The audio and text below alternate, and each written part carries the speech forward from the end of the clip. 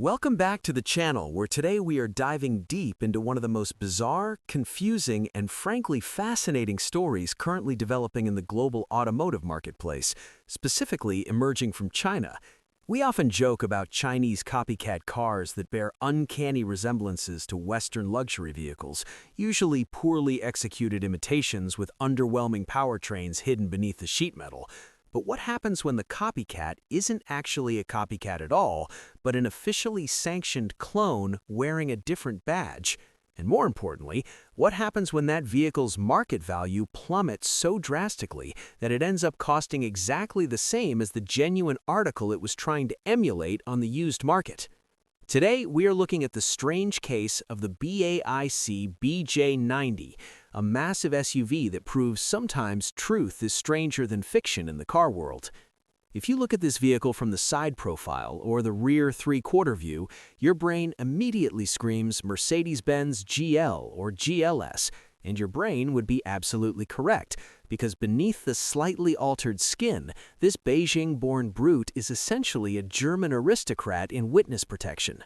This isn't a case of stolen intellectual property.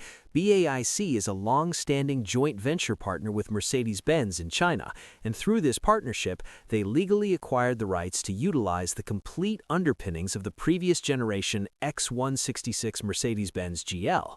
We aren't just talking about a few suspension components here and there. We mean the entire chassis, the engine lineup, the gearbox technology, and the suspension architecture are all authentic Stuttgart hardware. When you approach the BAIC BJ90, the front end is admittedly a bit confusing, featuring a towering 5-slot grille flanked by squared-off headlights that look far more Jeep Grand Cherokee than German luxury liner, a design choice seemingly made to inject some rugged Chinese military heritage into the aesthetic. However, move past the A-pillar and the illusion of originality completely dissolves, as the doors, the greenhouse, the roofline, and the entire rear tailgate structure are virtually identical to the Mercedes GL, right down to the chrome window surrounds and the shape of the taillights. They even went as far as fitting wheels that are dead ringers for classic AMG monoblock rims, further blurring the lines between homage and replica. If the exterior is a confusing mashup of East meets West, the interior is where things get truly disorienting for anyone familiar with Mercedes-Benz products of the last decade. Stepping inside the BJ90 is like stepping into an automotive time warp where different eras collide abruptly.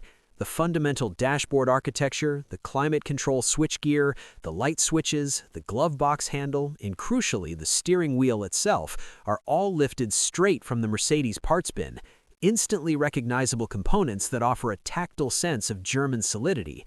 Yet, sitting right in the middle of this familiar layout is a jarringly massive vertically oriented touchscreen infotainment system that looks absolutely nothing like anything Mercedes has ever produced, a clear concession to modern Chinese consumer preferences for colossal screen real estate. The center console area also features a unique drive mode selector knob that replaces the traditional Mercedes command controller, adding another layer of distinct BAIC branding to the cabin.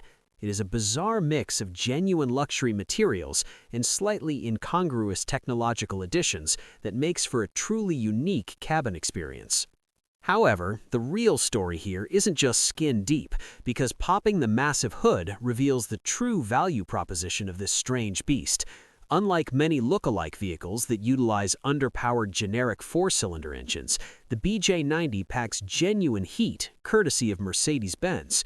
Buyers could choose between two authentic German power plants, starting with the M276 3.0-liter twin-turbocharged V6, delivering a healthy 328 horsepower, or for those craving true Autobahn performance, the mighty M278 4-liter twin-turbocharged V8, pushing out 416 horsepower and mountains of torque.